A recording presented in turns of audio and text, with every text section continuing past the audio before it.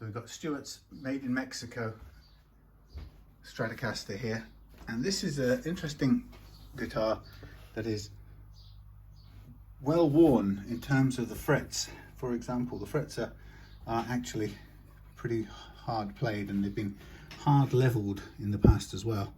You can see some evidence of it quite flattened out up here, but what's good is it appears to play pretty well. So let's give you a quick look. It's got a Gilmour modification, a little bit loose, so we'll tighten that up. Normal 5-way, volume, tone, and this adds in one of the pickups to with the other. Now the bridge is sticking up a bit unnecessarily at the back because it's kind of acting as a locked down. We could set it to down only, but we probably need to just change this a little bit. So the plan for this really is fairly straightforward. We're going to fit a tusk string tree. That's a Corian nut here. If it's all good, I won't be tempted to change it. Maybe I will. We'll see. Yeah, the frets are pretty heavily hit, and they're not recrowned, so I don't know whether they've been leveled and left as they are. I think they have, because it's you can't say that they've been flattened up here by excessive playing, so it's definitely a leveling thing going on. But as a result, they seem to play pretty well.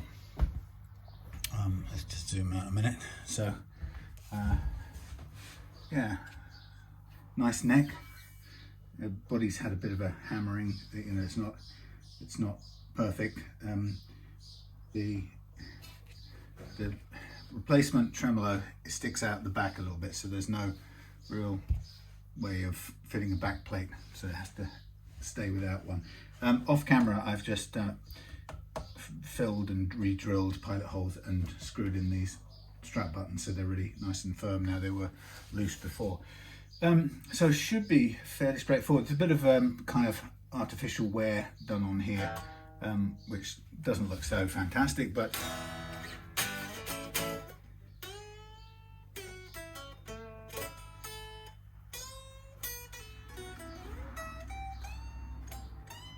yeah, you got a good it might, I mean, we'll see. This may need only the tiniest amount of leveling, if at all. We could be. Let's see what we've got in terms of action. Well, we've got a very low action up here. We've got 125, and we've got a bit higher on the side here. So we've got 2 on the bass side. So I think we'll lower that a little bit, and we are, I would say, we're not just flat, we are positively flat. We could possibly even be slightly back bowed. So what I'll do is I'm just going to give this a little tweak in the, oh, it's Mexico, it's not USA, is it? So we have one sitting here, one of these, I always label it made in Mexico, MIM. So we'll just take a tiny bit of off there, see if we can get just a hint of relief. My guideline is a tiny bit more than none, and it's very unscientific, but it means that we go from absolutely no tapping sound to a tiny tapping sound.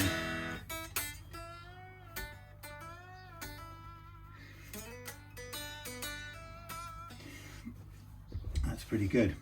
I'll come back to this little screw here, which is it's loose. We'll put a little bit of light locking stuff on there, but we'll have to wait till we've done any fret work that's necessary. So I think I've got a tiny bit more than none in terms of relief. I can hear a tap, which is good. I'm going to set the action down at this end the way I want it.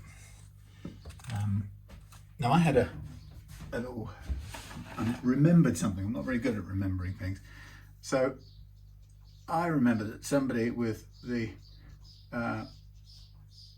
YouTube name at VNDY official 3316 said, hey, why don't you talk about the cars and bikes you've had in your long and illustrious, well, perhaps not very illustrious life. So this, by the way, is a Wilkinson, so it's got metric grub screws on it. Okay, that's where we want to be.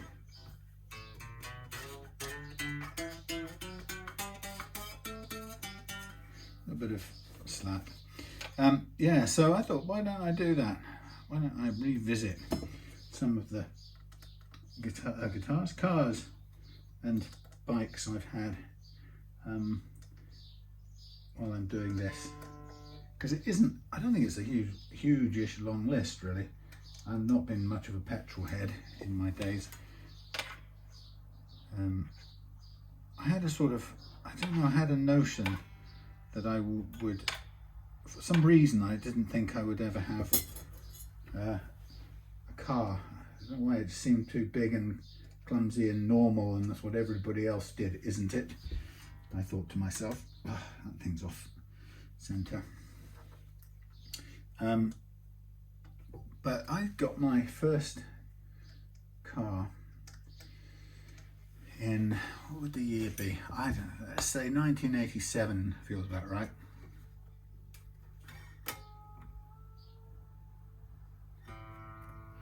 And don't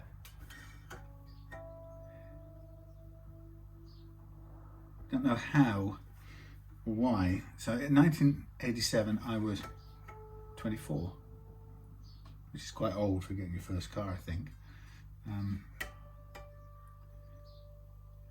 And I was working as a waitress in a cocktail bar.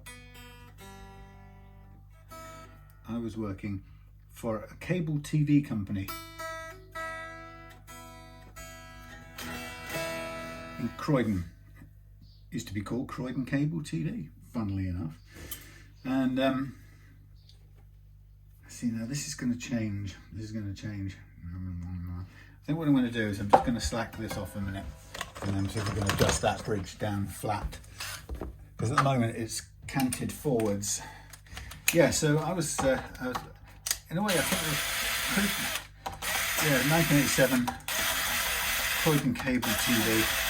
Not that I didn't really have any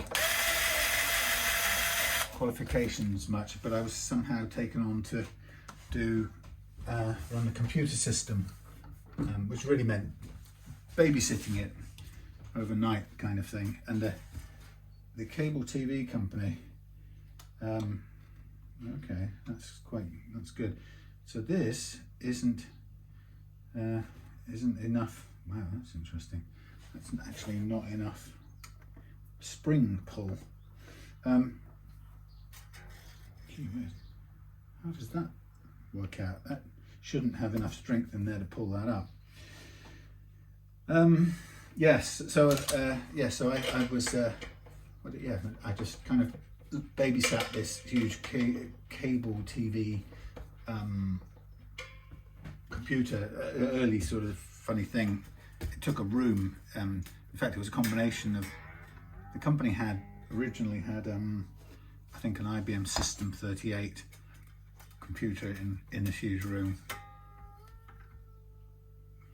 And that thing, its purpose was to produce the monthly bills for the cable TV customers. It was very, very basic how everything worked.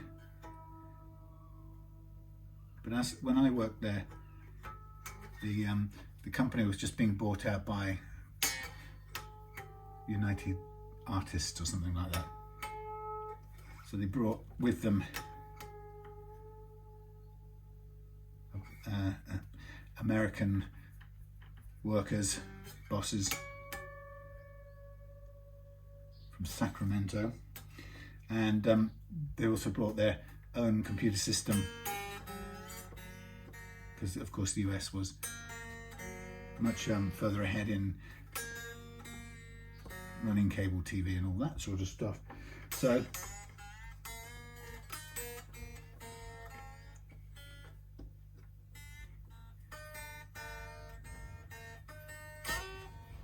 that's now flat on the deck here. We've got Whoa, this is horrible. This doesn't work at all. What is wrong with this? Ew. What is wrong with this? Yowza. This is not right. Well, I know it's sticking out too far, but even still. I mean, it'll play fine as a hardtail, but this doesn't want to work as a tremolo. I think I probably need to look at it. I'm going to have to do it afterwards, but I guess what I wanted was, I wanted to set the action as if the bridge was hard-tailed. Hold on.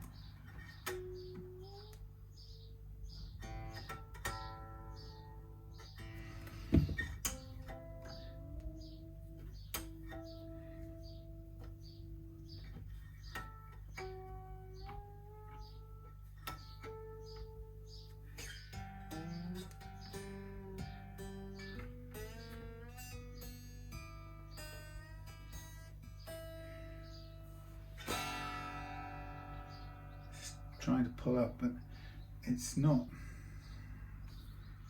I don't understand what's happening with this.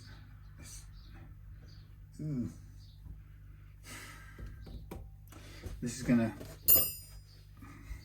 At the moment, there's not enough pull on there with 3 springs to keep this thing locked down with the tremolo screws right the way in. That's not right. There's something not happening there. Normally, you could, pulled in that far, you could probably get away with two springs to keep this locked down. But for some reason, this thing is not behaving like a normal tremolo. And if I'm going to find out what it is, I'm going to have to take these off first before I do anything else. But that's what we're here for. I think just slack these all off. I'll get back to the car story in a minute. So yeah, so I was there working for this cable TV company while it was transitioning to kind of its American ownership, and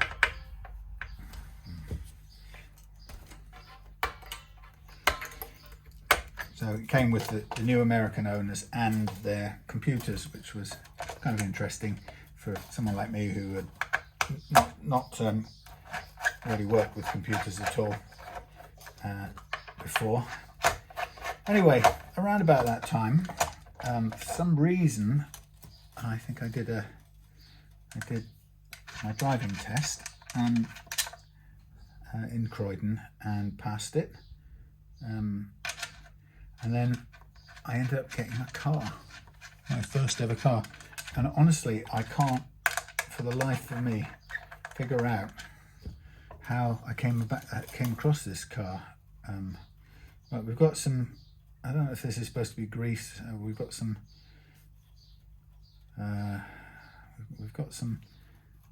red stuff on the edge. It might be a lubricant or something, but this looks a bit misshapen. So I don't know whether this has had its day.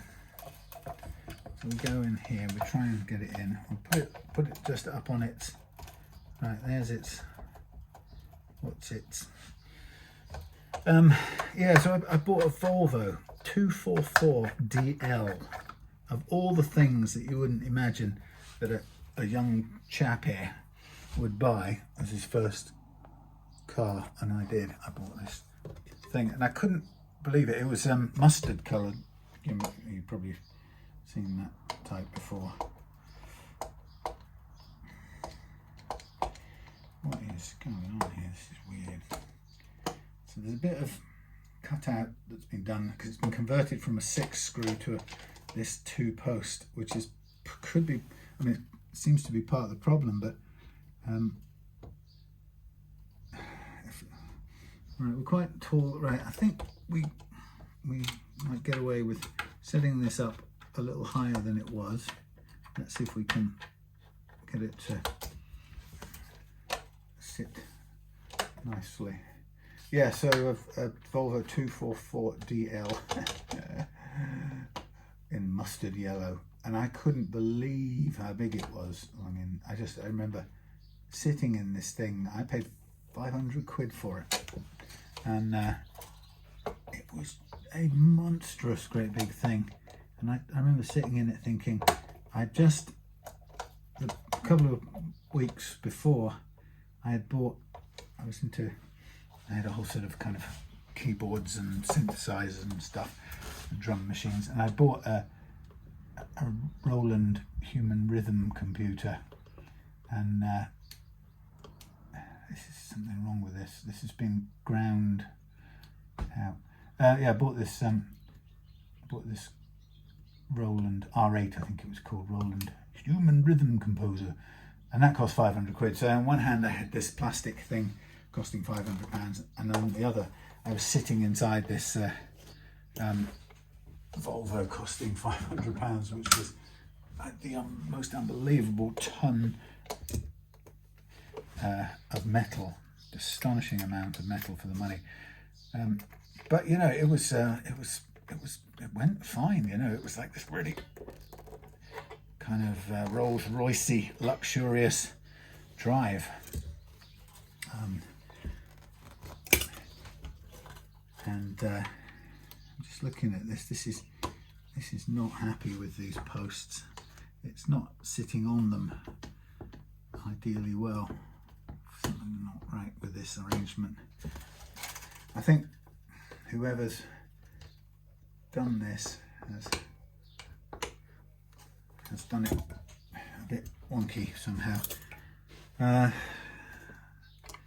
I'm just going to put in the 3 rings again, and we'll see if we can make it work, but otherwise it's just going to have to be hard-tailed, and if we can just live with it the way it was. So there's me 3 things. The tail end is back down on the floor. If we get the arm in here, oh, that's terrible. That doesn't want to fit. Ooh, ooh, ooh. This is not. And it might improve a little bit if we load it up. Let's see if we can. Yeah, so that was my first ever car, and I guess I must have had that for. Well, I got rid of it in 1990, I think. So maybe it was 88. Maybe 88. It could have even been 89. I'm sure I didn't have it all that long. Anyway, and I think it was. I can't really remember going anywhere kind of terribly interesting in it, because I was living in Croydon and we didn't really get out of Croydon much. But in 1990, and actually, you know, I don't remember anything ever going wrong with it or not working. I knew at the time it was very uncool to be driving a Volvo. There was no doubt about it. You couldn't miss it. You know, the minute you talk to anybody about cars, it was obvious that, you know, only old duffers and people who drove like they were in tanks and didn't care about anyone else's safety drove Volvos. So there was a bad rep.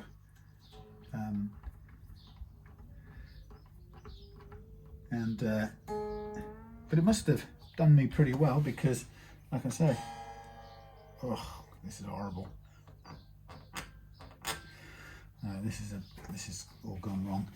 I mean, part of it is this is. Ooh.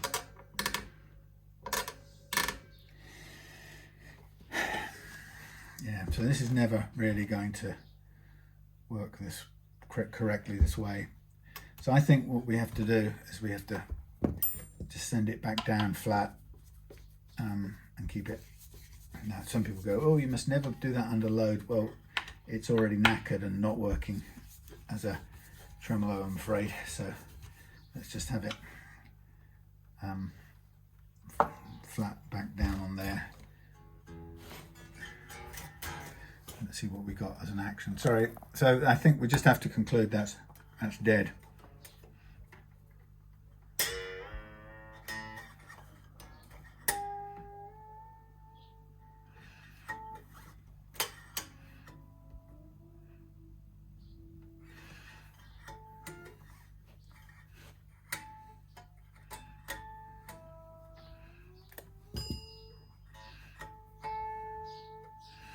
So it's an unsuccessful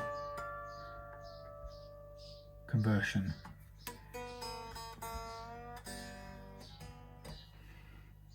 Don't lift up. Don't want it lifting up.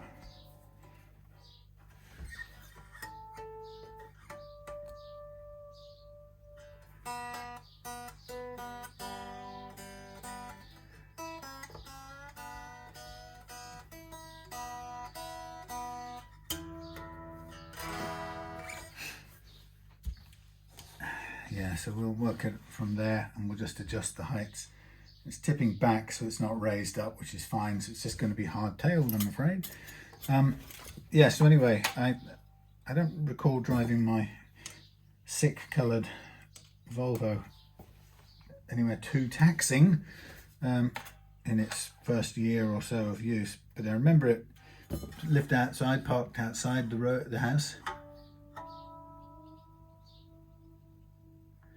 I do remember taking the first few drives in it. I felt really nervous, as you do, partly because I hadn't long passed my driver's test, but also because it was such a massive tank.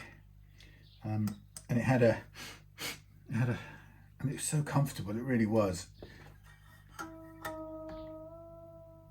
So whoever I got it from had kept it in fairly good order, and it had a gap running through the middle where your skis could go, which I thought was really cute.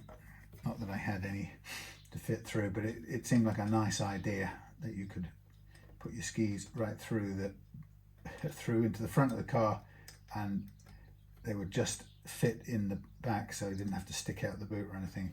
The car was big enough. So yeah, I don't remember anything being wrong with it.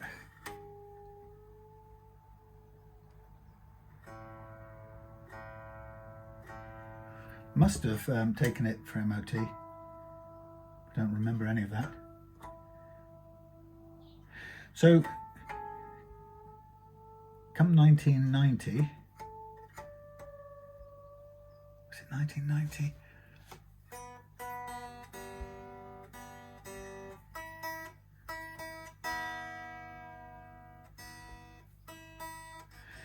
Yeah, 1990. 1990, I used to work in the oil industry in the mid-80s, oh actually, and the late 80s, and I got offered a job up in Wick in Caithness. So I went up and I drove up to, actually the first part of the job was in Aberdeen, so I drove up to Aberdeen first stop and then onwards to Wick afterwards. But so I drove the Volvo all the way to Aberdeen, and I remember the thing, I did it in kind of one leg really, which is a bit stupid, but my god, it was tiring. But it performed absolutely fine, you know, just soaked up the miles on the motorways and got into the Highlands, and well, not exactly the Highlands, but got into Scotland and all the way up to Aberdeen, just outside Aberdeen. And then I went from Aberdeen to up to Wick, where one of the guys that I worked with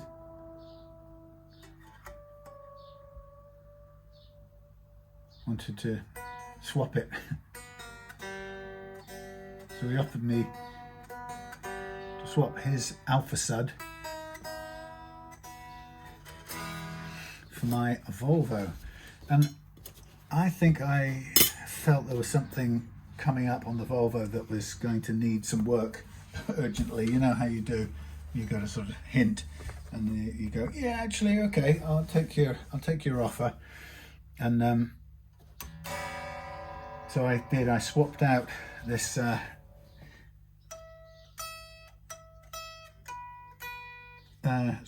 Volvo for his Alphasud, which was a completely different beastie, as you can imagine. And he drove the Volvo off to give to his wife. I don't know where he lived, somewhere in Scotland.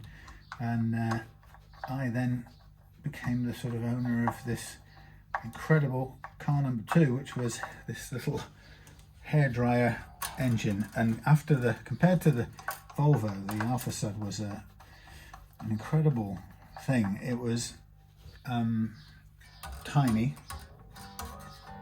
by comparison, and of course it was light, and it had this flat 4 engine, so 2 cylinders pointing inwards on either side. Flat 4 cylinder, yeah, flat 4 I think it was, and it snarled, and it was a great little sports car. I don't know if you've ever seen them. You don't see them anymore at all. And the simple reason why is that they were built from the lousiest steel in the world. And this one that I got, it turned out that the guy who bought the Volvo from me, he got a Volvo where the brakes were about to fail and fall to bits, and I got an Alphasud which was more filler than it was metal. So it was like driving around in a kind of a blackbird's eggshell or something.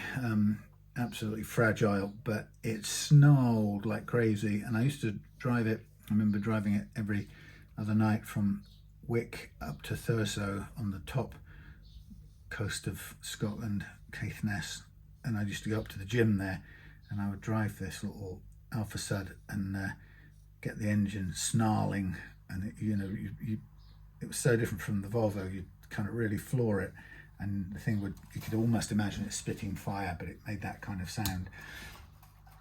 And I'm going to, at this point, I'm going to have a change of nut, because I'm going to put this tusk in,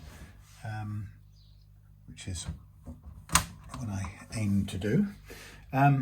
Yeah, so that was the second car, and the thing I didn't really think through was when I swapped it. I had to at some point go back down to England, and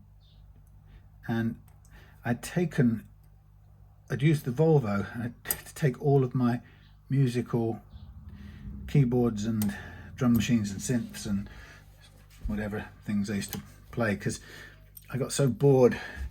I wasn't the kind of person who, once I'd done the day in the oil industry, I got so bored of just going out drinking in the local pub. I know, can you believe? But so I used to have to, I always wanted something to do, so I took my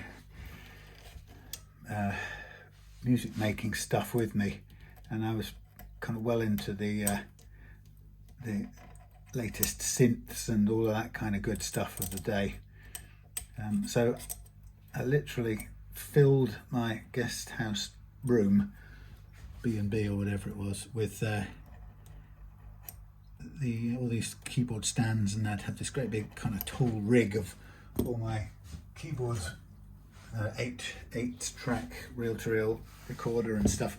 So literally had my own little, I keep saying literally, I don't use that word very often until now. Yeah, I ended up with a whole recording studio in situ, which was completely ridiculous, but it kept me on the straight and narrow, you might say. Which was, I enjoyed it, but the problem was I didn't think it through, and when it came to the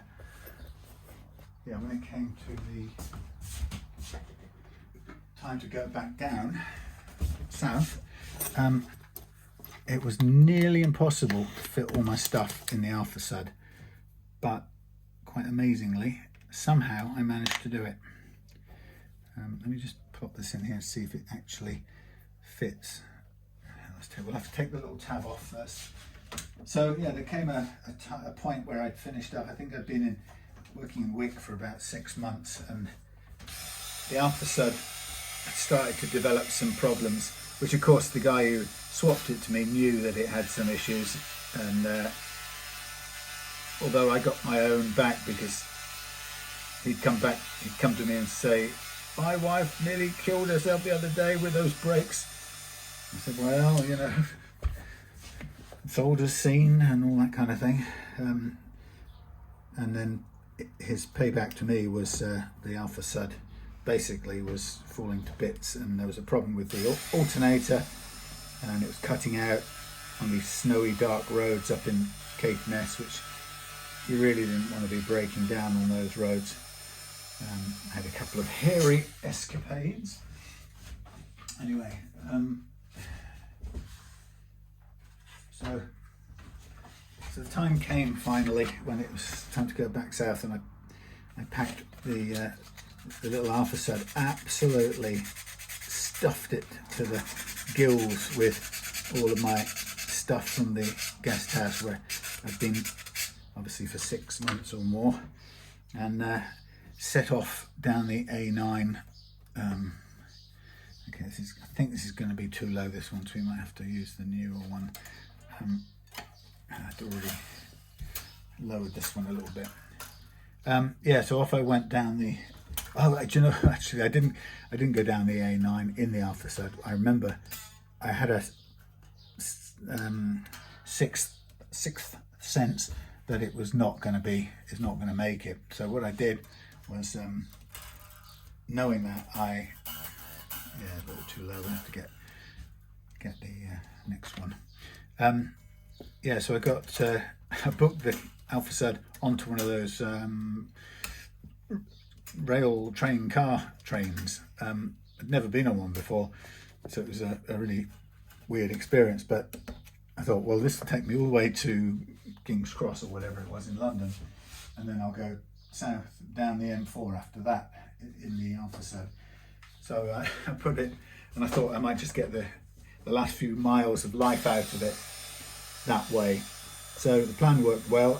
I kind of loaded it up, overloaded it, put it on the train in Aberdeen, I think it was, drove it to Aberdeen, put it on the train in Aberdeen, and then sat in the train, got off in London, and then drove into crazy London traffic on a hot sunny day, and the car overheated immediately and basically conked out somewhere around the Marble Arch, I think it was. And you know, in those days, if your car conked out, you didn't have your mobile phone. This being 1990, just coming up. Yeah, just 1990. So God, what did you do? I think I had AA, and you had a card in your wallet for the AA, but then you had to go and find a phone box, and then you had to call the AA and tell them where you were, and then hours later the AA man turned up and kind of said, where do you want to go? I said, well, you've got to take me all the way back to Newport, which is where I was staying, or my mum was staying, and I was going to go and stay there. So after sitting forlornly on the side of the road in Marble Arch with this steaming overheated, kind of very sorry for itself Alphasud that really hadn't done much more than a couple of miles in Scotland, followed by conking out in London, I got down to Newport in the middle of the night or something, and I also knew that the brakes were falling to bits on the car, so I had to sort of park it on this hill next to where we lived, and got the guy to sort of dump it there for me. And I remember leaving it there for a while, hoping that somebody would nick it, and nobody did, of course. And I knew that it was really in bad shape, and so it just sort of sat outside, as I didn't really know what to do with it. I think it became obvious that I was going to have to pay real money for my for somebody to come and take away the car, which I just felt was so unfair, because it had a great little motor. It was just you know, structurally it was an absolute mess. You know, there was huge holes in the side of it, and I remember leaving it in up in the place at the place where I was working. It was a, what do you call it?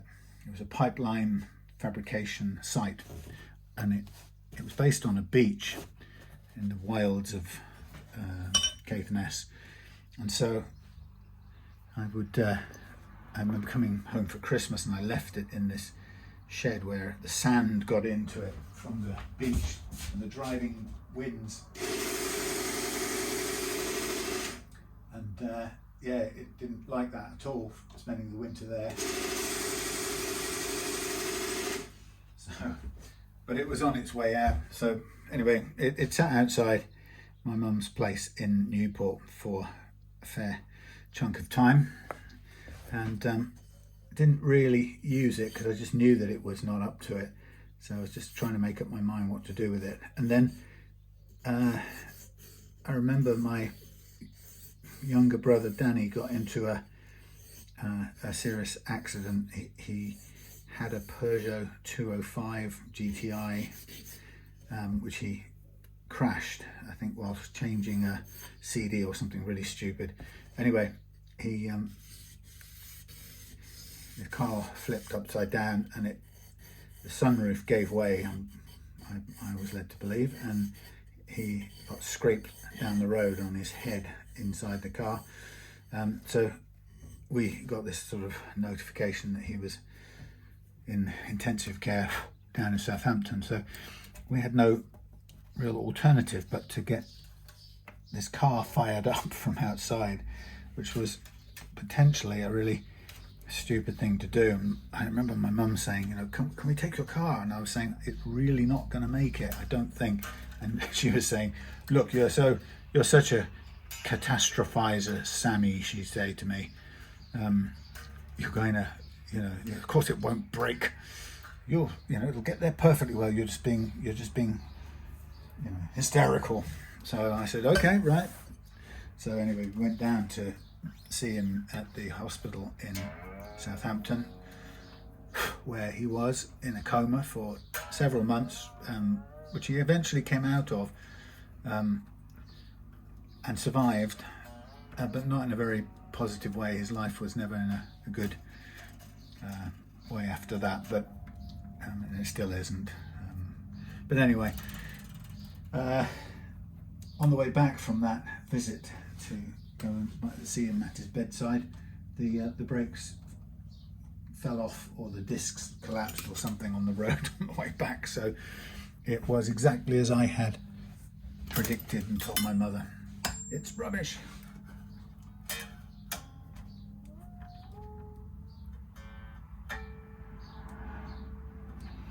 So I put the new nut in and it feels great.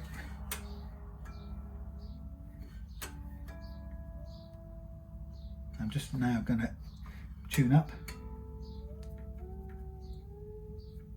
Might need to do some tiny adjustments on the slots.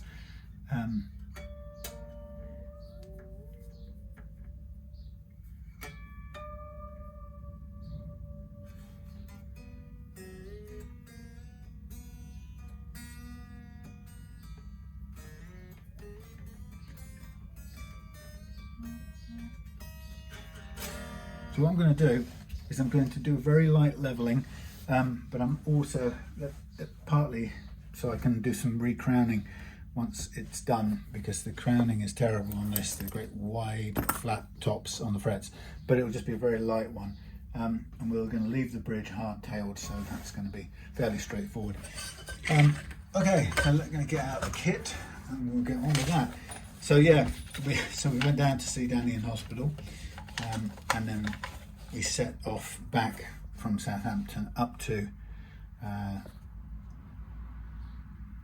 Wales again, and yeah, conked out, or the brakes, or something in the brake arrangement just gave up the ghost on the way back, and I think we either had to pull over in a hurry and call for the AA again, after which they then took us all the way back to Newport and dumped us outside the same place that they'd done a couple of months before. I think at that point our premiums probably went up. And so it sat there, the Alphasud, and it was parked on a hill. The brakes were crap, so I had to kind of stop it, hold it there with a brick or something, or have it in reverse. Wheels turned into the curb, and yeah, I just had to try and figure out what to do. And in the end, there's nothing I could do about it. I didn't know enough about cars to do any fixing, so anything like that. So basically, paid someone to come and take it away, and that was the end of the Alphasud. And that was about 1990 something. So I didn't have a car after that for a while, until I went to college. Actually, I went to Japan for a few weeks' work, a month or so, 6 weeks. And then when I got back, I went to art college because I got tired of doing kind of oil industry work. Interestingly, there's a flat a dip here on this neck, so that just gives me an idea. I'm not going to, it plays well enough, so I'm not going to try and dig out that dip. I'm just going to acknowledge it's there, and if we have any problems, I'll know what to look at. But I'm just going to now move on to the B track. Yeah, so that was it for cars for a bit. Came back to Newport, signed up to go to college instead of doing anything else. And of course, in those days, you know, I'd worked for, I don't know what,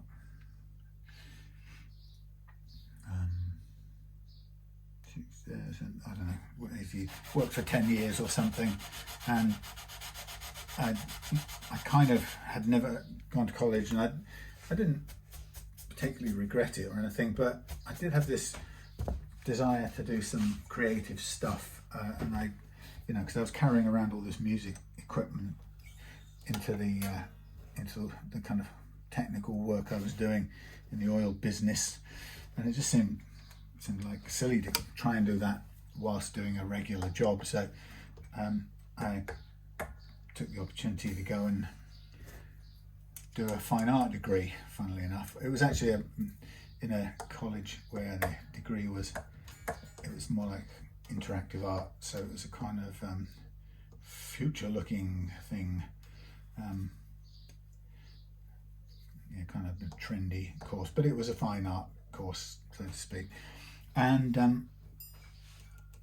in about the second year of that, I went to visit a mate of mine, Roger, up in Wokingham, I think it was, and I guess I hitchhiked up there or something. And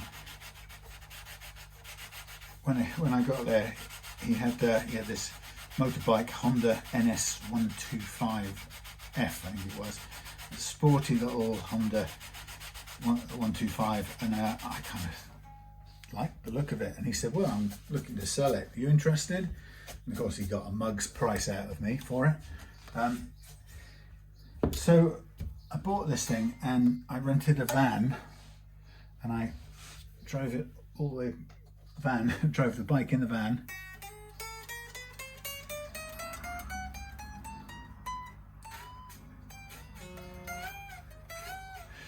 And drove it all the way back to Newport, just outside Newport where I was living.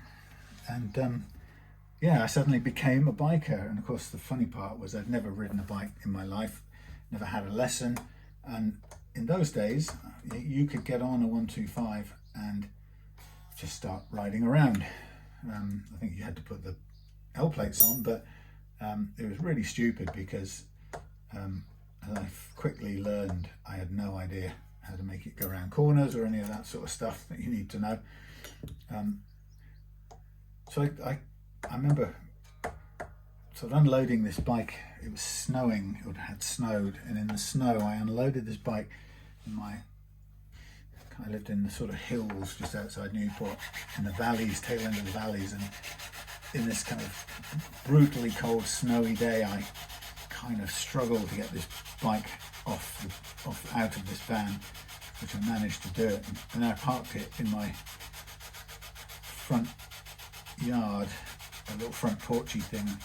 And my house that I was renting had a around the front or around the back, it had a complete 3 stories down to a complete lower level where there was a garage at the back which came with the house. So I remember it sat outside the top layer front bit by the front door for a few weeks, and I kind of looked at it, and I went out and eventually summoned up the courage to try and kick start it, and amazingly it went. And then I sort of sat on it and pretended to be tweaking things and sort of leaning over and looking knowledgeable at stuff. And I was so scared of getting on it because I just didn't know what to do. And eventually I thought, well, I'm going to have to take it round to the garage around the back, because then at least I could sort of get to know how it worked and a bit more about it. So I remember sort of pushing it round from the top all the way down to the back of the house and put it in the garage. And then yeah, again, a few weeks after that, I remember just sort of going in, starting it and trying to figure out what was what. And eventually I just thought, I'm going to have to go out on this, I'm going to have to take it out. So I got I remember waiting till there was nobody around. I was so embarrassed or ashamed of not knowing what to do. And eventually I got it running, and I came out on it down the little road at the back of my house, down onto the main road, and I sort of stopped at the bottom of the hill, which I could do, but I didn't really know how to make it turn the corner onto the main road. So I stopped and pretended to be doing some fiddling and tweaking and adjusting the carburetor or something. And then when nobody was looking and no traffic coming at all, I sort of just walked it round the corner and then got on it when the road was a straight line on cue. And I went down to the village, nearby village.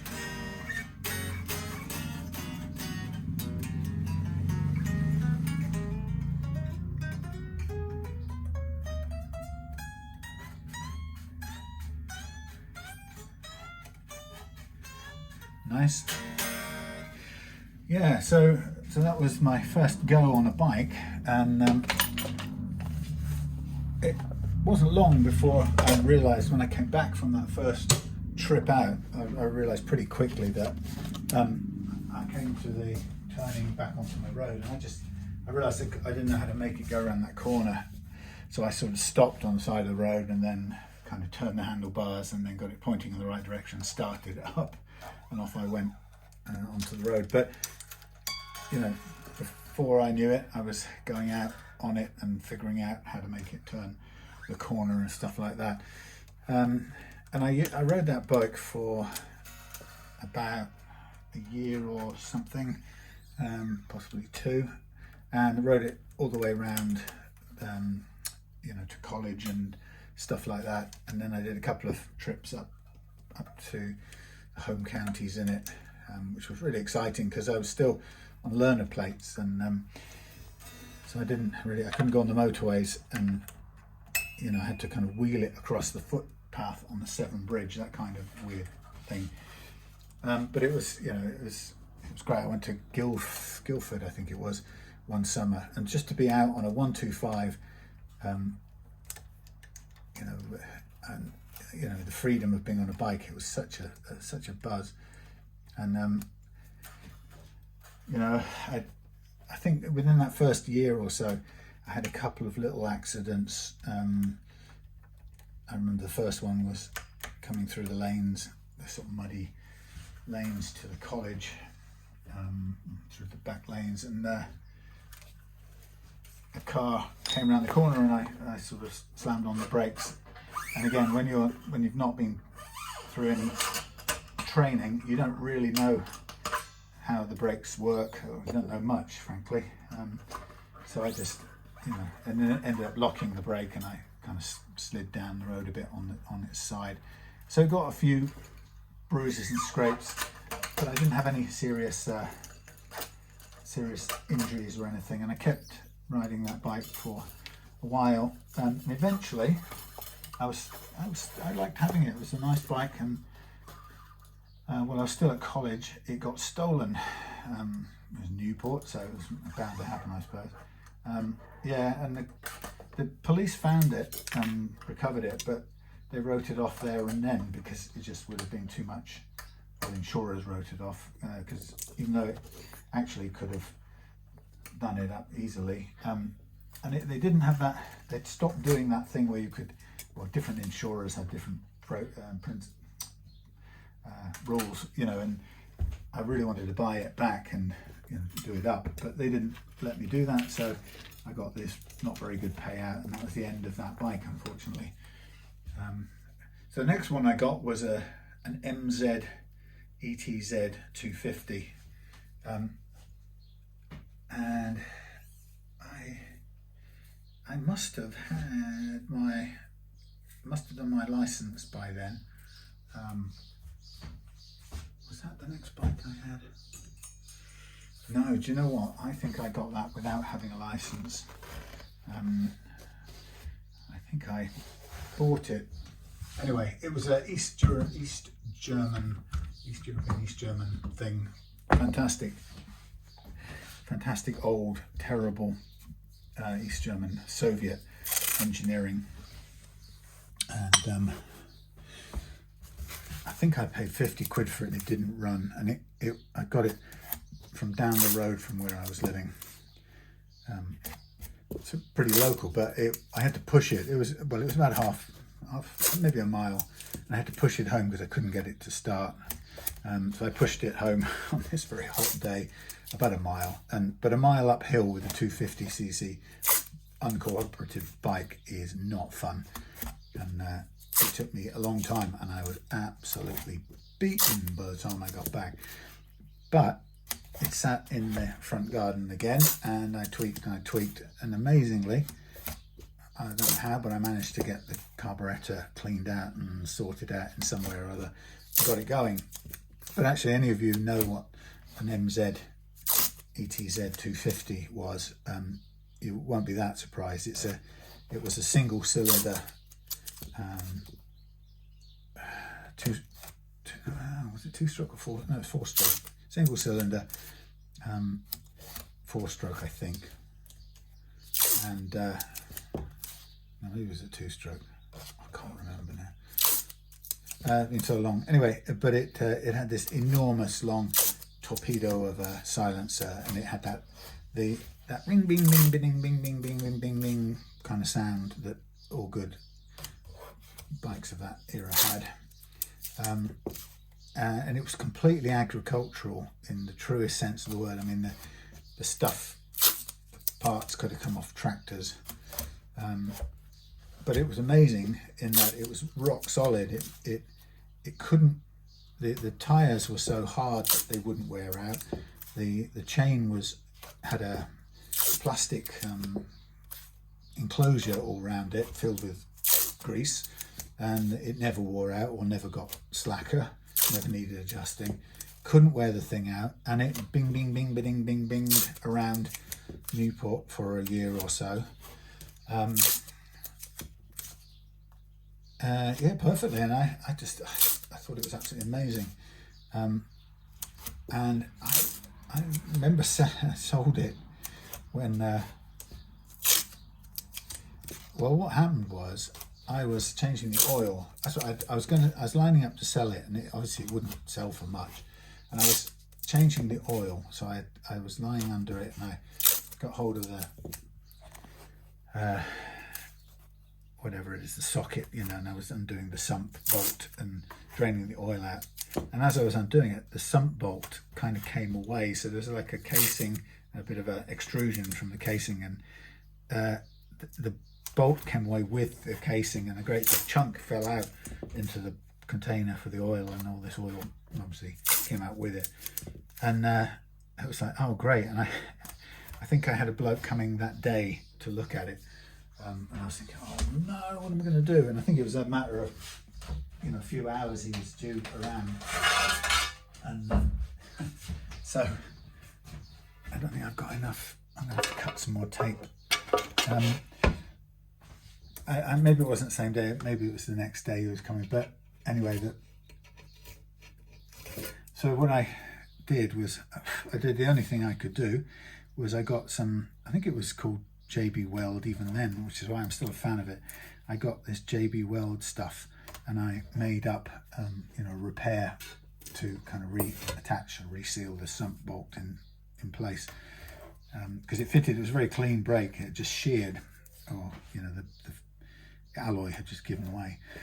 Anyway, I got it back in place and it sealed it up perfectly, and it was no problem at all. So this guy came round, and I remember him he was very rude, and he messed me around with time, and then when he came, he was incredibly unpleasant and rude as well. And he said, "Oh, can I take it for a quick spin, you know, down the hill?" So he took it down. He took it down the hill. Let me think. I remember what happened. He took it down the hill, and I said to him, "Please, whatever you do, don't over rev it, please, because it's just a, you know, it's just a single cylinder East German bike." And I remember we started up from cold, and he got it going, and he took it down the hill, and came back up the hill, revving its nuts off with white smoke piling everywhere. I mean, absolutely, and I was furious, and he, you know, he'd completely disregarded. Anyway, so I remember thinking I was going to tell him about the sump bolt repair, and I thought, you know what, since you've been such an absolute D-I-C-K heed, I'm not going to say anything. So he said, "Yeah, right, I'll take it. How much do you want for it?" Whatever. And I got, you know, a fair price for it. And off he went in his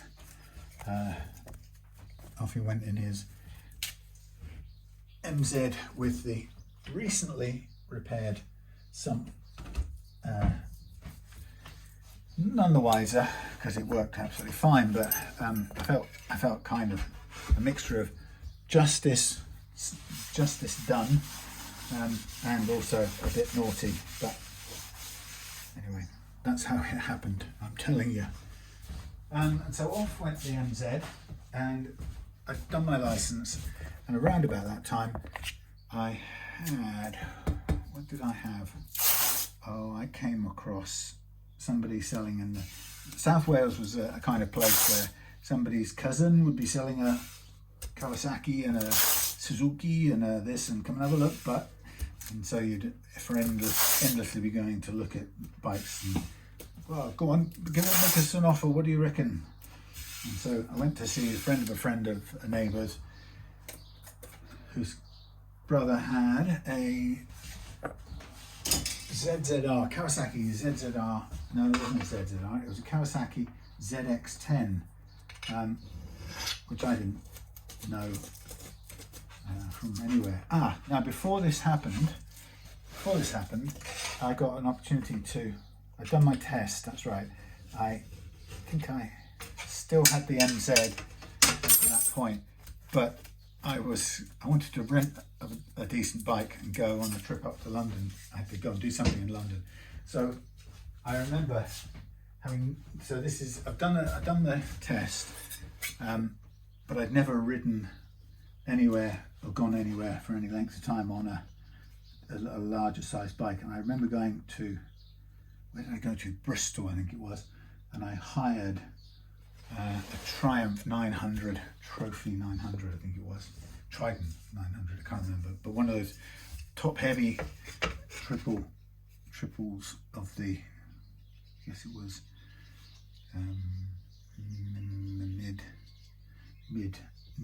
early mid 90s. Anyway, and I remember going across to this place in Bristol, and was it Bristol? Yeah, I think it had to be Bristol. Anyway, and I was married by this time. Just leave a little detail out. And I remember my wife came with me because she'd been on the back of the MZ, I think, a few times. And so we had helmets and leathers, not very good stuff, but you know, just basic stuff. So she came across with me, and I rented this. And it's probably a very, on hindsight, a very stupid thing to do, but they sort of were happy to rent me this Triumph. You know, I had a clean license. They didn't really say, how long have you actually been riding large motorcycles, sir? They didn't even get to that. They just said, there you go, money. And so I remember on this dark, heavy summer's day with a massive thunderstorm about to explode, I remember getting loaded up on this bike, this top-heavy Triumph Trident, I think, and triple Triumph Trident, I think it was. I remember climbing onto this with my wife, climbing on the back and thinking, oh my God, I've got to set off, and I've never done this, and I'm responsible for both of us, and I've never ridden a bike of this size or weight before in my life, and I'm going to have to now do it from the forecourt of this irresponsible bike shop dealership, and I think I've probably not been as challenged or as frightened as that for an extremely long time, if ever. And I can remember inching my way in absolute, you know, a full alert, senses kind of on overdrive, getting outside of the courtyard of this bike dealership, and you know, keeping the thing upright, and of course as soon as you're moving it stays upright perfectly well, and there's no real big deal. But and it was a great experience to, you know, once I got going and stuff. But it was, you know, the MZ by comparison had nothing of the weight of this Triumph Triple, and the Trophy or Triple. The Triumph's weight was all high up in that engine. It was very tall and not very well balanced. So it was definitely the kind of thing that if you found yourself leaning one way or another accidentally, it was very, very dodgy and hard to hold vertical.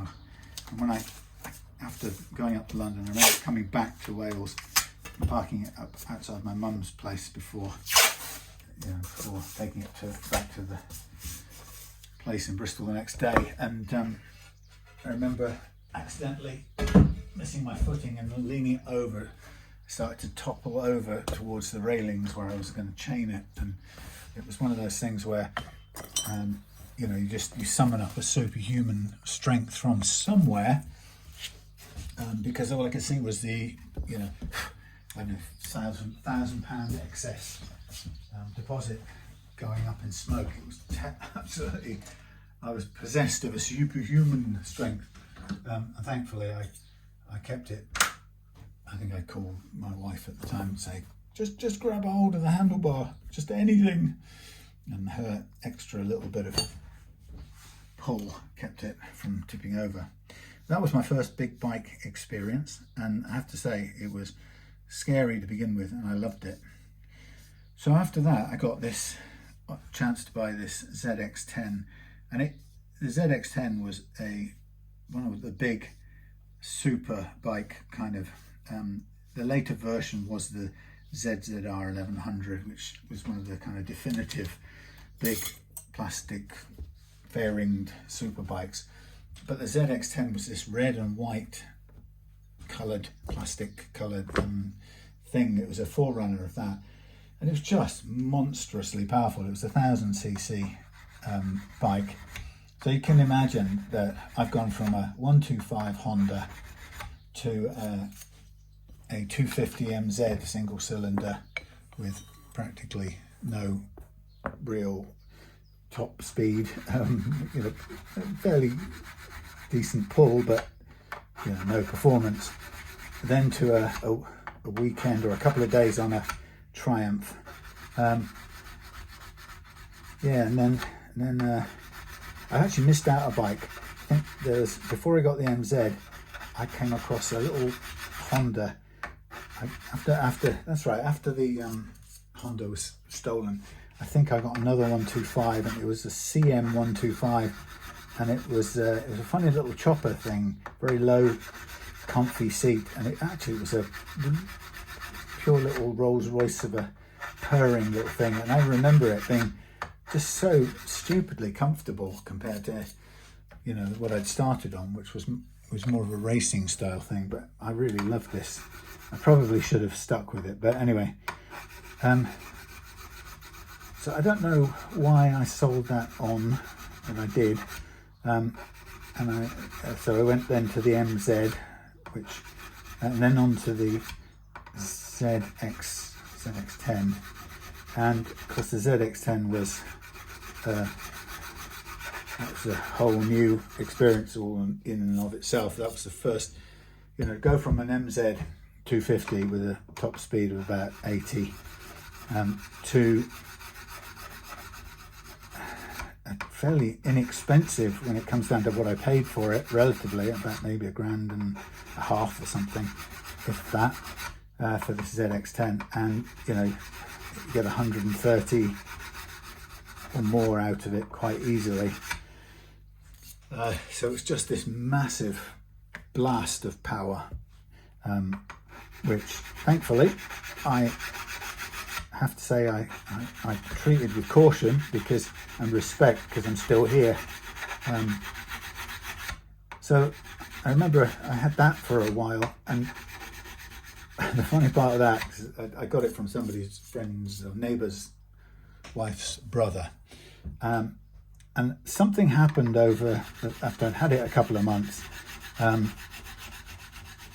I got wind of the fact that it actually was the subject of a little bit of a scam, where somebody had stolen a bike and renumbered it, and it had ended up down in Wales, and I bought it basically, but it was I couldn't know it.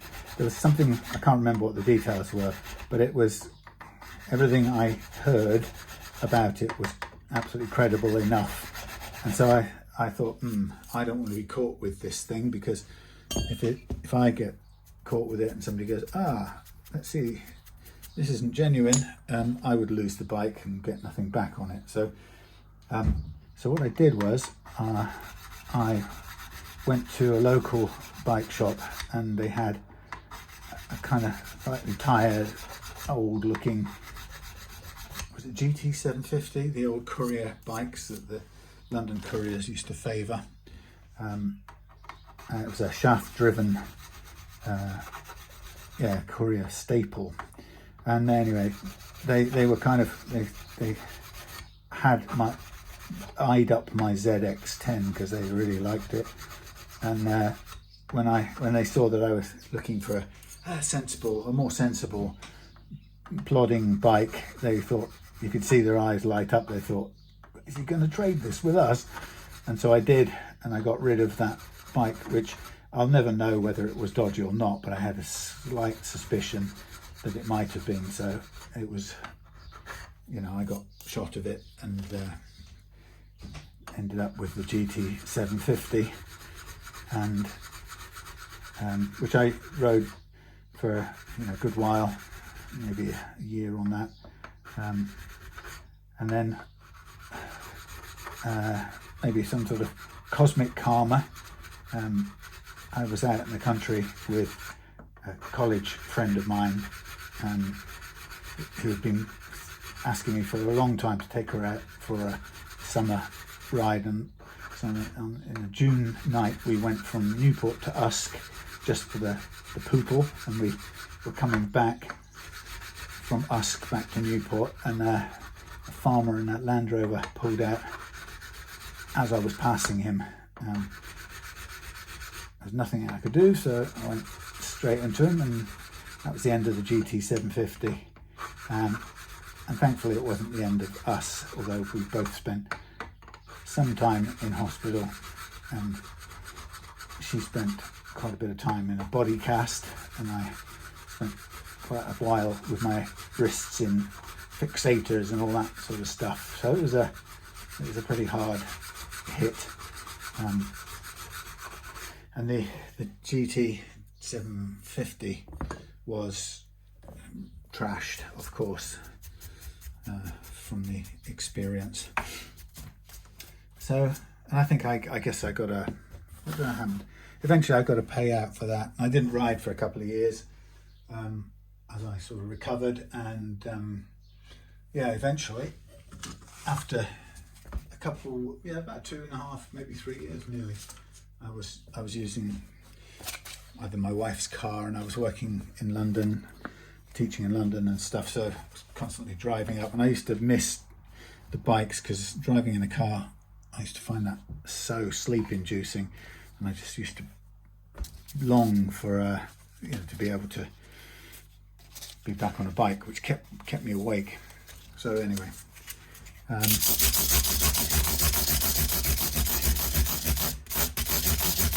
so eventually, after about two years of legal wrangling to and fro, the farmer in the Land Rover, his insurers eventually settled in advance of court action that we were bringing, and I remember being at work at the university, and I was teaching in Wales, in Newport, University of Wales, Newport, and I remember, it'd been for years, or on and off, we've been kind of building this case and all the toing and froing that you do, and you go from feeling really wronged and hard done by this idiot who pulled out in front of you, and and then they lie about it and say that you were speeding and that they looked all ways and they didn't see you, and so I must have been speeding because I came out of nowhere like a hoodlum, blah blah blah blah blah.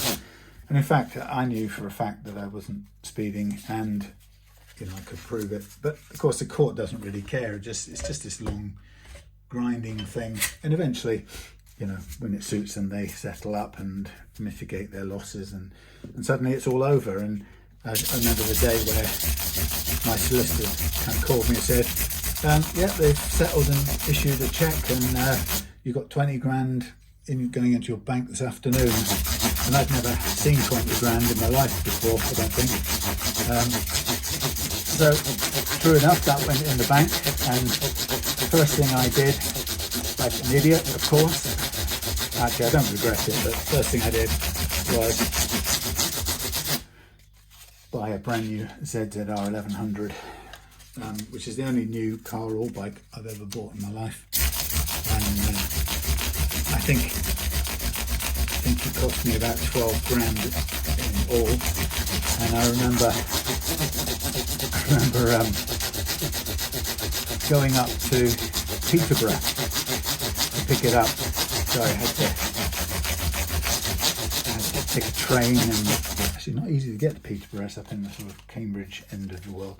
But I went up on a train that seemed to take forever across London up towards Cambridge, and just carrying all the stuff because I was on my way up to teach as well. So I picked up this bike, and then they say to you, it's brand new, so you can't go above a certain number of revs, which means you can't go above a certain speed for the first 3-4 months or whatever the hell it is. Anyway, so I had to sort of nurse this shiny, beautiful monster of a bike, nursing it along. And I went down to teach at Goldsmiths, where I was I wasn't teaching there. What was I doing? I was studying a master's part-time on a Monday each week. So I went down to there, and then I was teaching over in University of East London. But I remember sort of taking that long, careful drive and think, oh no, it's spotting with rain on this beautiful brand new bike. And I had a sort of tank bag, which I'd never used before, brand new, and it was on the front of the bike with me, and had a container on the back, and it was absolutely nerve-wracking when you're new to something. And I got down into New Cross in London, where where the University of Goldsmiths teaching rooms were, and remember parking it up on this bit of off-road parking and covering it over with a cover and going through all of that stuff because it was brand new, you know. Anyway,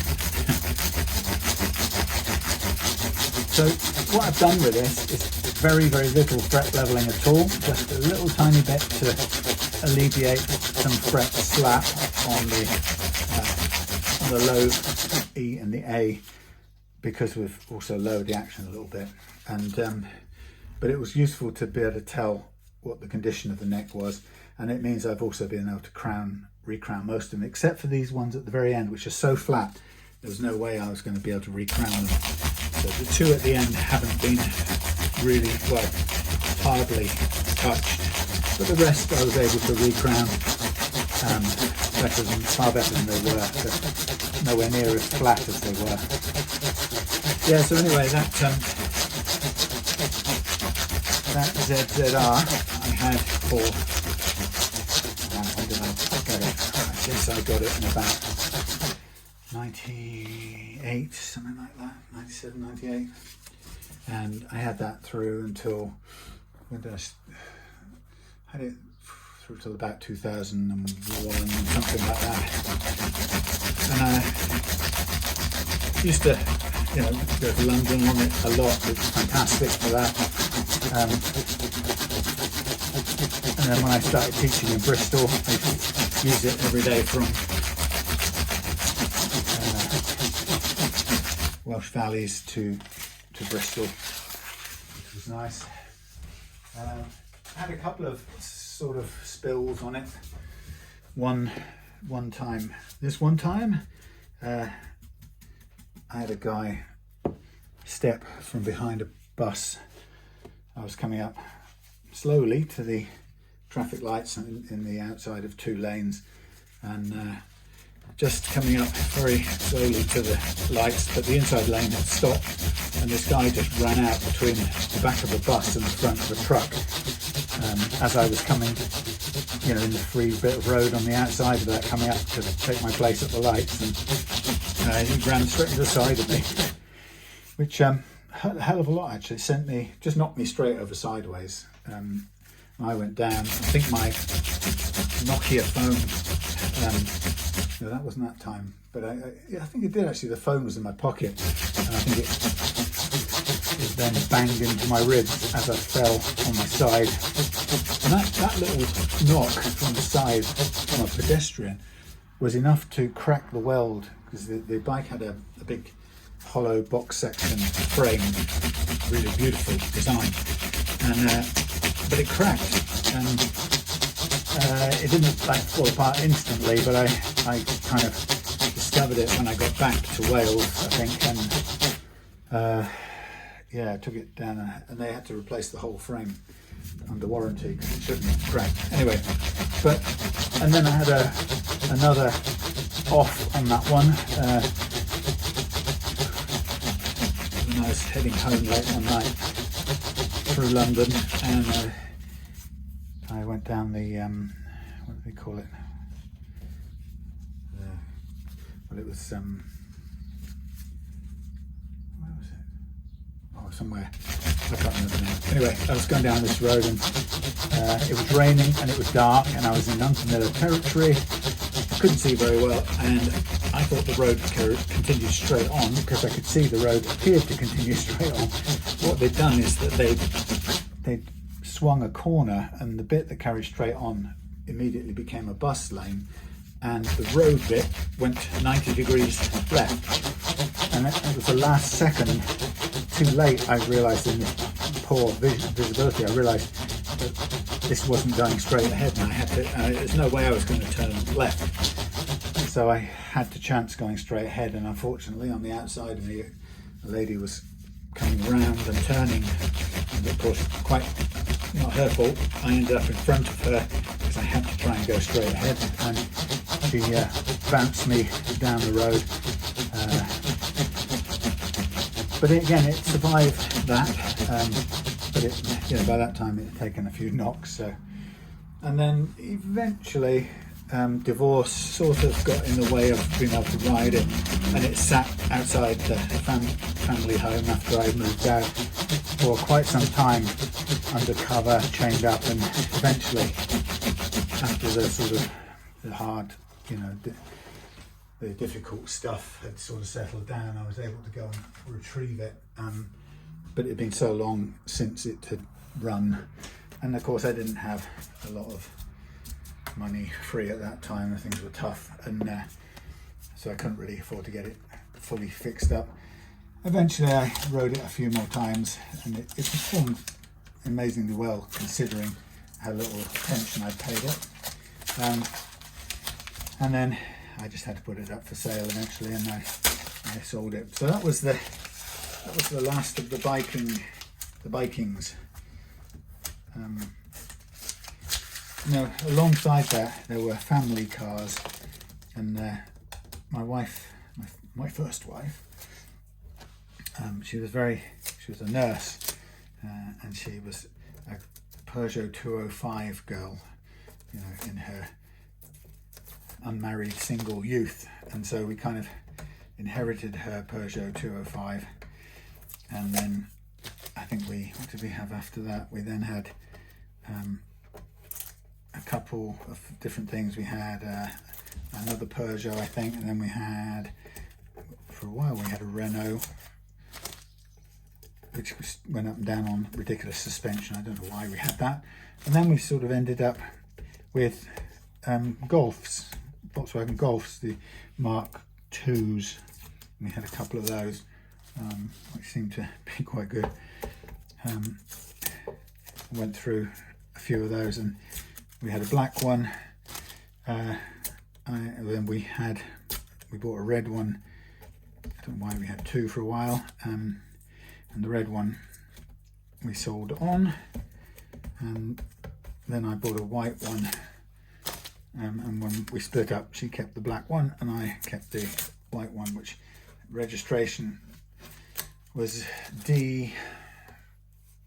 D8C8RE or something like that, and it kind of read Doc Dre, so that was funny. It was cool. We called it Dr. Dre. But they were always slightly dodgy cars, and we spent quite a lot of time at the Swedish and German repairers, getting bits bodged and things kind of hammered into working order and stuff. So there, we went through the Golf period, and then and then we kind of separated, and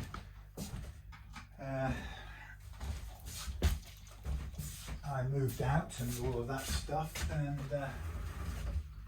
then when Claire and I got together, she quickly proved herself to be the very good chooser of the right good cars. She knew how to make a good choice when it came to researching and picking the right thing. She was amazing at it. And I'm just going to lift this up so I can tighten up this. I might as well do it now. Get this switch fixed. Yeah, so when we kind of got together, she had a Honda Civic, the old shape, the classic shape Civic actually, and I obviously drove hers, and I just thought what a great car that was, and she bought it off a little old lady, and it performed brilliantly for years. I was so impressed with it that I went and bought one for myself, and right, let's get the thing. Yeah, I bought one for myself. So there was a period of time where we had where's the low strength? Is this? No, that's not. Yeah, so we had two of them outside the house, which was quite extravagant, both red, although hers was a bit sort of snappier looking than mine. And then I think eventually just things changed, and I wasn't going up and down, traveling so much, and it just became a little bit unnecessary to have two.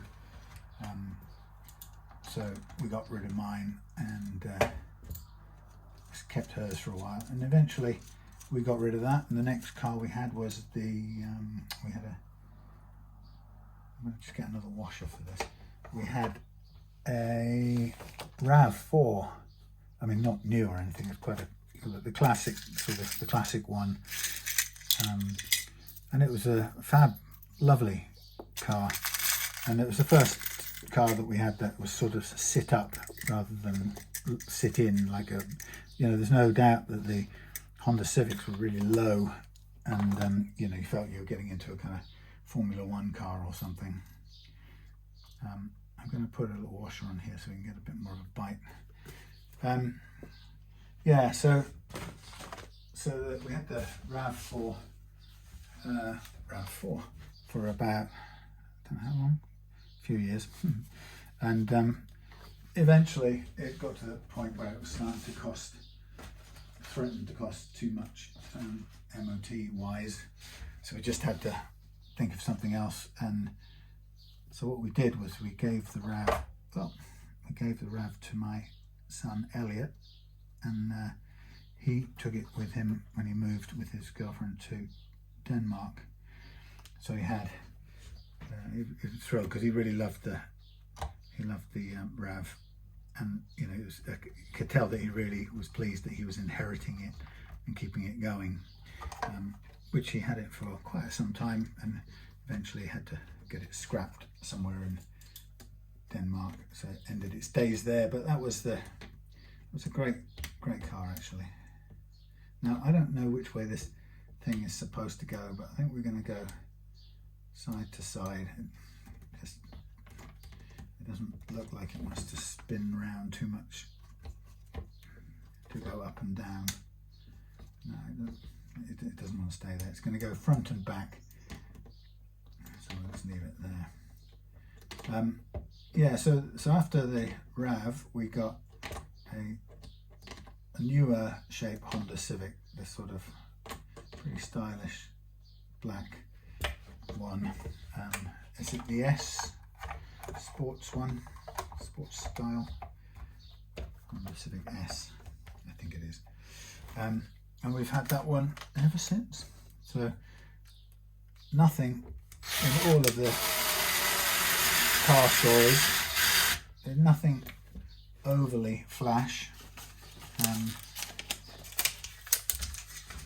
It's funny when you think back and you say to yourself, you know, what was the best bike I ever had, or, you know, without a doubt the most incredible bike was the ZZR1100. You know, once that was you know, run in, of course, that thing would ride for miles, you know, miles and miles on the motorway, in the worst weather. It was safe even at speed in the weather. You know, I'd come back through the worst possible storms, never nervous about motorway miles. You know, in terrible weather. You know, when cars, in conditions where cars couldn't see in front of them, I felt a million times safer on that bike, getting round, out of the way of the trouble, you know, picking my spot where I wanted to be, where it was safest, and getting into it and staying there. And you know, it's a absolutely fantastic live experience of traveling with a bike like that. And you know, I'm happy that I can safely say I never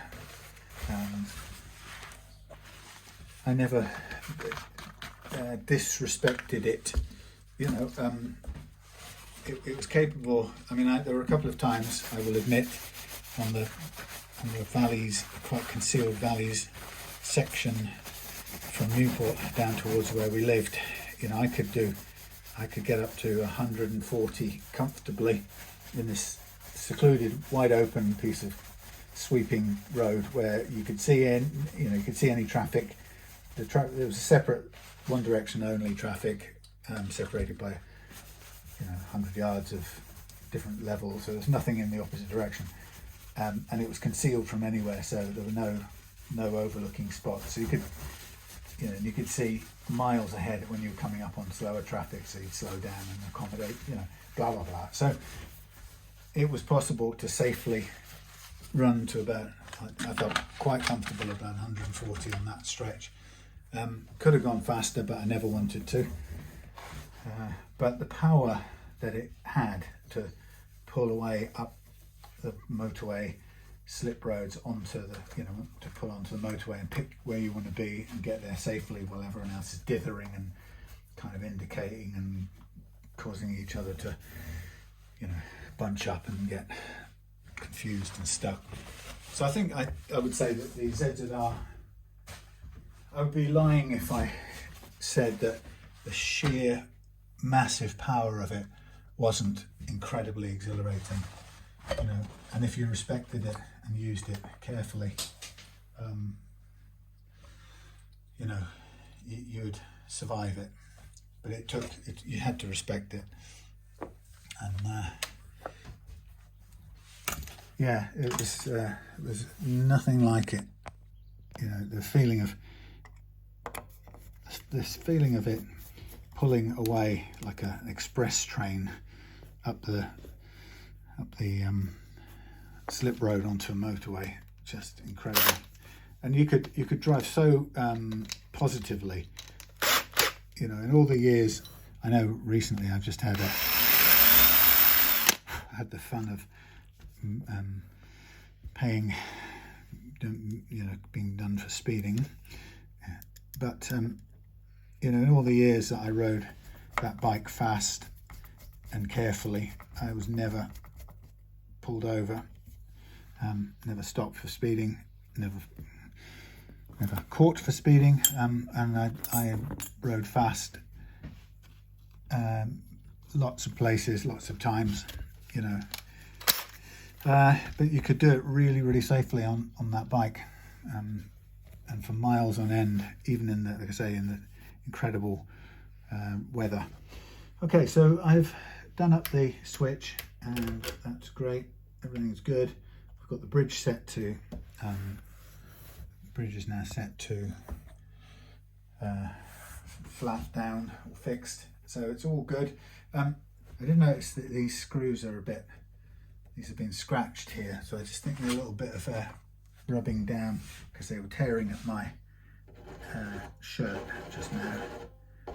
Sometimes they get ripped when they're over or handled roughly, but you can use a bit of sandpaper like this to just take the dangerous edges off them. It's a little bit better. Not perfect still. Amazing how turning of a screwdriver can cause a burr to build up, but it can. Yeah, so I think that ZZR had to be my favourite bike of all. It's the one I felt safest on, and you know, despite having a couple of tumbles from it, you know, one of them was not my fault, and the other one was, you know, arguably my fault. But I was in unfamiliar territory, and it was raining, dark, unfamiliar territory, which is not a good combination of things for me. I know myself well enough, and yeah, the road abruptly changed direction, and I had got myself in the mindset. I'd looked up and seen the road appear to go straight down. In fact, the old road did, but not anymore. So, but even with those couple of get-offs, I would happily have something like that again. Although I'd probably enjoy something a bit more sedate and a stately carriage rather than something too super rockety. Okay, so what I've got to do, I've got a little adjustment to do on the nut slots, but I'll put the strings on and we'll do those. Now I took the other ones off, didn't I? Did I keep them? Did I keep them? I think I kept them, but where did I put them? I would have hung them there. Where did I bring them? Just trying to think. it's nice to do the nut slots with old strings if you can do it, but it's going to be too hard to do it. So I'm going to put these on. It doesn't need much adjusting anyway. Yeah, so that's the favourite bike, I think. Truth to tell, now I would love to be riding again, but doing this for a living, for almost a living, there just isn't the spare money for it. You know, we have to have a car.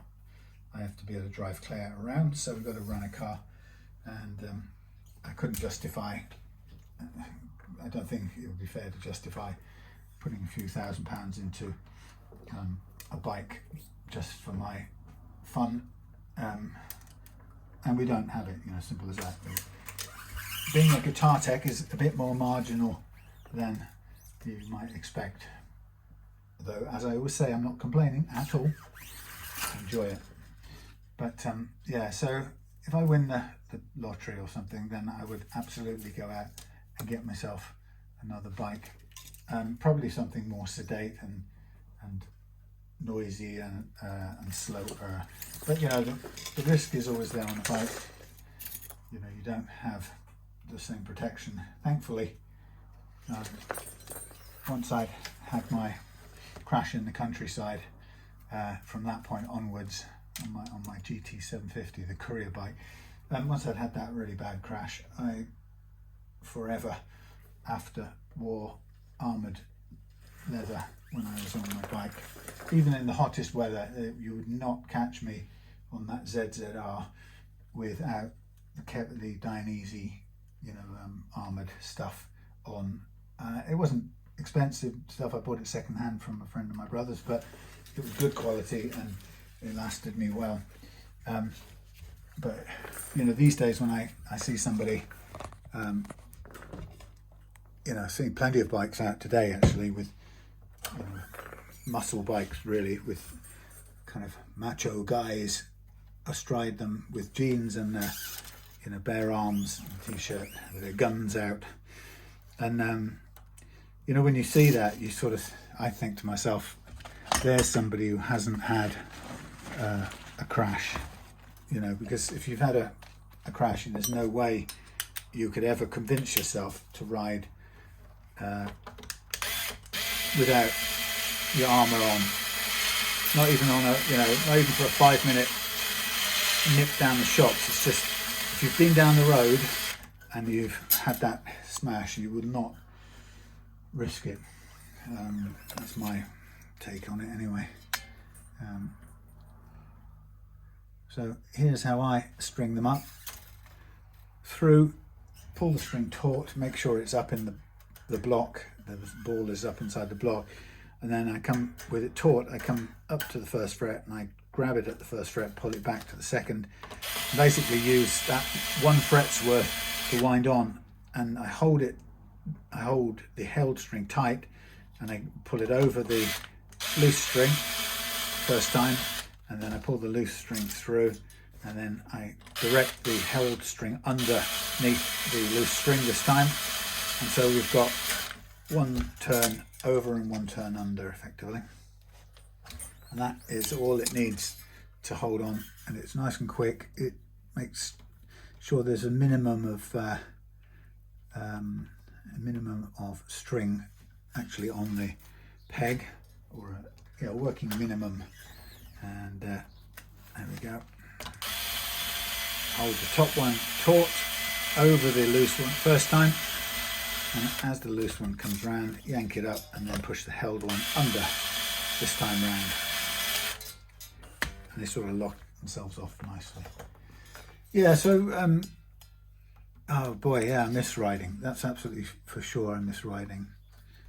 But I wouldn't pick up a £600 bike and put on a, you know, 50 quid leather jacket and go out and have a ride. If I was going to do it, I would have to have a decent bike and decent armoured leather boots, good quality helmet stuff, you know.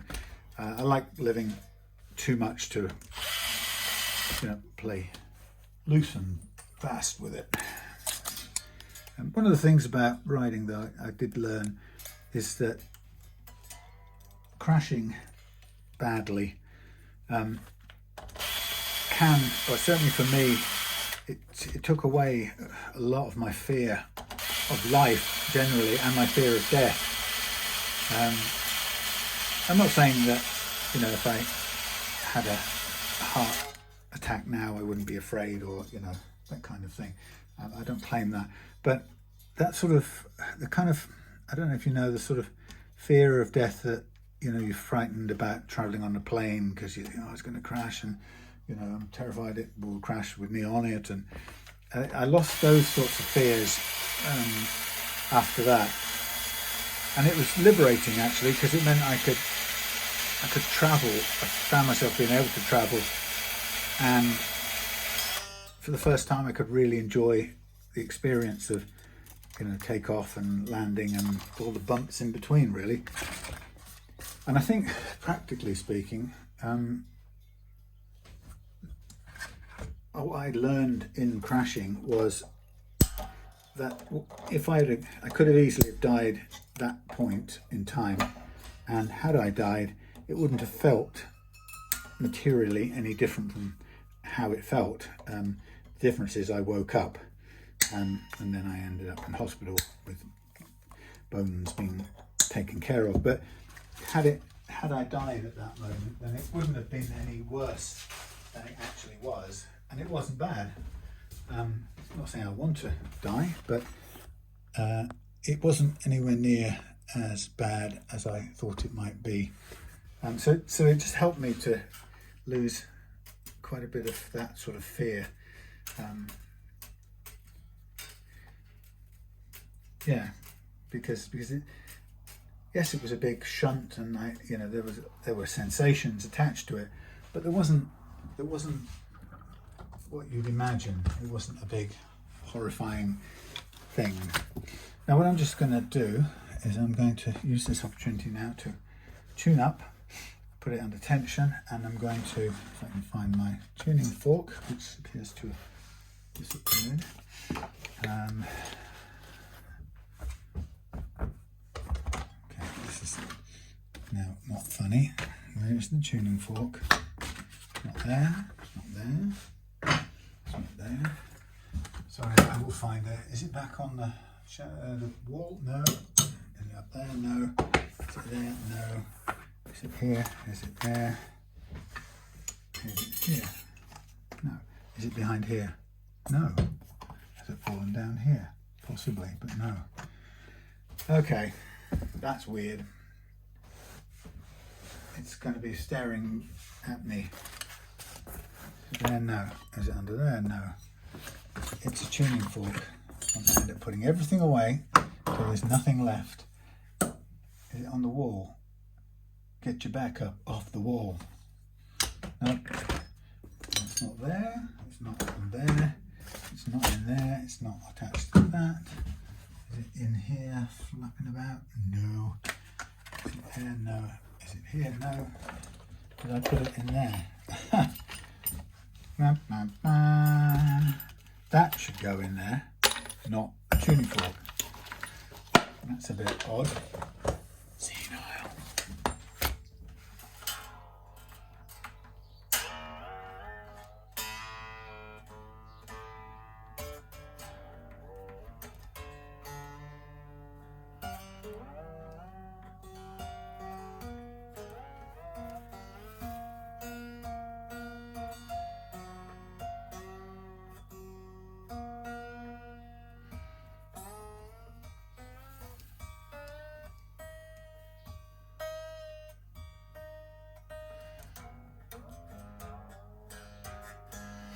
So the question would be, the only other question for me is, what was my favourite car out of all the cars we had? And I think, if I'm honest, I think the answer has got to be the RAV4. And I know it's old person-y, but it was comfortable, it was high up, you really felt safe because you had a really good view ahead of you. Yeah, it had a lot going for it. I really liked it.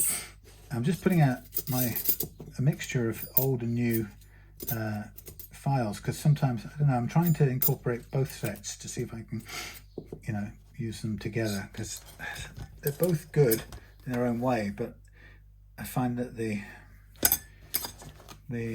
Hosco ones, I don't know, they make, I feel like they make the slot a bit bigger, because they're like they notch it a little bit,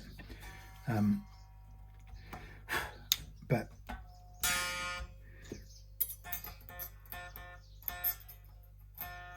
what we got here is 0.3. Oh, we're nearly there. So I kind of go from there to there, and I just sort of bottom out with this one, the old Hiroshima file. Anyway, yeah, so I think the favourite car, at risk of being dreary, was probably the RAV4. And also because I have a very fond memory of it taking the kids and me, or taking me and the kids up to Wales every other weekend when they came down, or I'd go and get them and take them back up at the end of the weekend. So it was you know, to have a car that covered all of those miles all the way through the year, all those endless journeys, and, you know, to do it safely, it has a very fond spot. I'm very kind of grateful to it, kind of. Okay, now we're going to do the 10.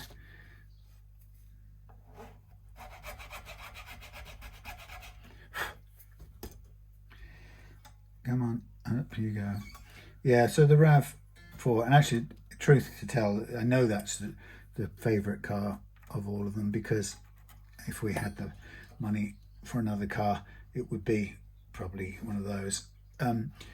But funnily enough, I think we'd kind of like nostalgic, soppy nostalgic people. We probably crave the original, or the old shape that we had. I don't even know if they make them that way anymore. The new ones are certainly a bit different. But yeah, so those are my two favourite vehicles. Although in a funny way that each of them had its own charm. Actually, this nut is pretty much almost spot on as is. Just a little tiny amount of adjustment.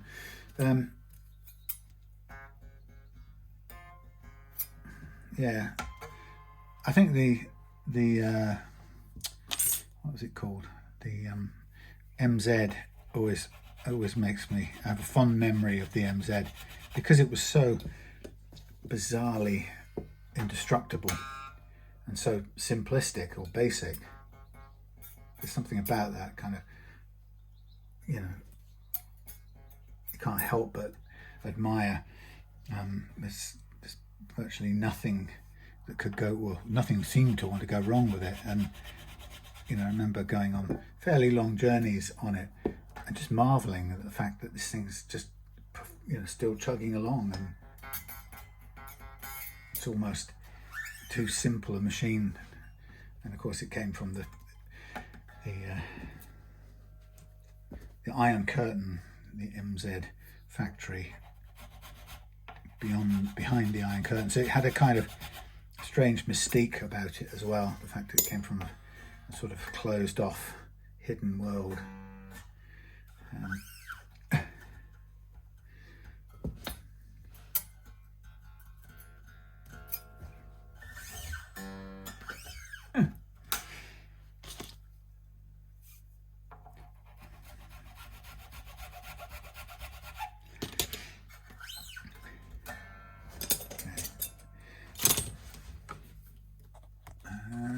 Zoom out.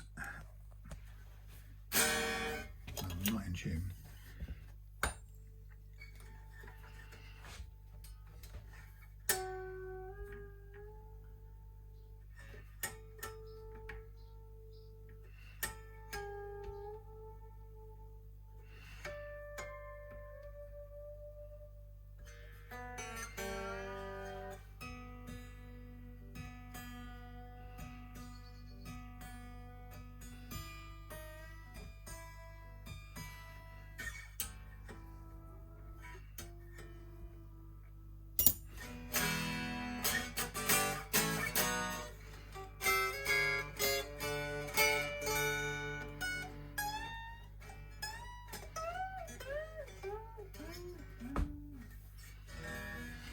Okay, so what I'm going to do is move these out of the way, and we'll do a quick bit of stretching.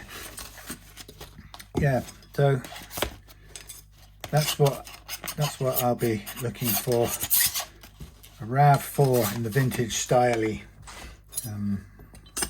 so that Claire and I can go back to being tired oldies, and instead of kind of groaning as we get into our super low Honda Civic, it still is low, that thing, we can feel like we're stepping up into our tall, stately vehicle with our panoramic view and all that good stuff. Yeah, shame about this bridge, but whoever fitted it hasn't got it right, and short of starting from scratch, which I don't think we can do.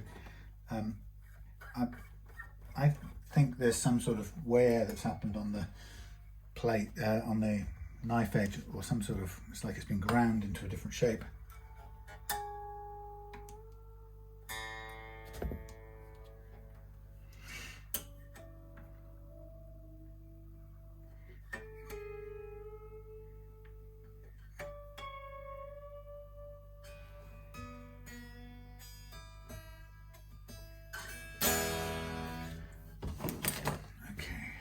Stretch these once more. So the secret to tuning stability, and Stuart knows this because I've gone on about it before, it's to get your nut right, the right material, get the right first fret action as low as possible, friction-free slots, as friction-free as you can, so the nut and those things are half of your tuning stability equation, and stretching the slack out of the strings like I'm doing now is the other half. And once you've done those, you will get this thing to play in tune, and it will stay in tune. It'll go into tune, play in tune, and stay.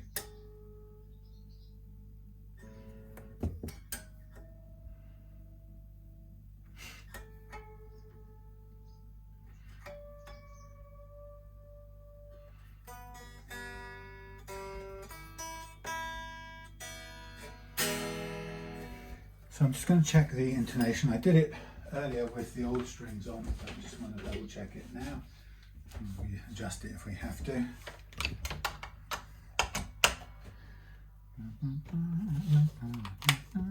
Intonation being a distance, matter of distance, so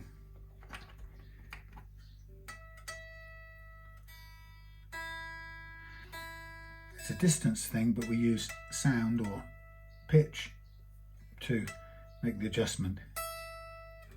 This is right on.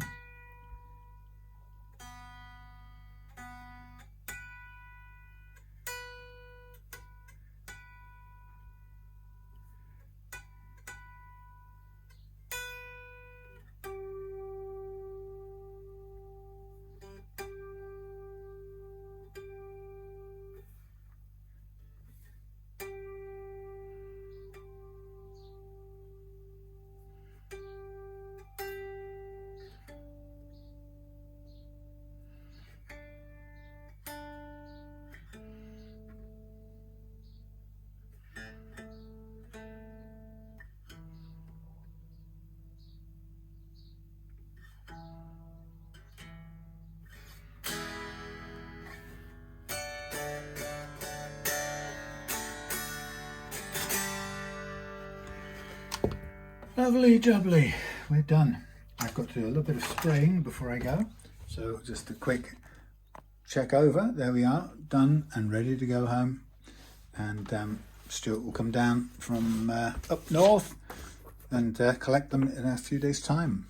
But yeah, look at that, what a lovely old thing. Gilmour style, made in Mexico, Strat. Thank you for watching, and thank you VNDY official 3316 for your recommendation for a subject to talk about without interruption, hesitation or repetition. Well, definitely a lot of that. Cars and bikes I have had. Yeah, nice bit of remembrance for me. But I think, having said that the RAV is the best car, probably the most dependable, or the most reliable. It's got to be the Honda Civics. They're absolutely fantastic. Unbelievable. Anyway, I shall put this away and I shall see you for another one very soon.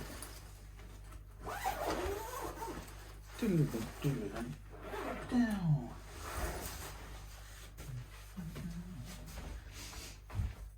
Right, bit of painting now. See ya.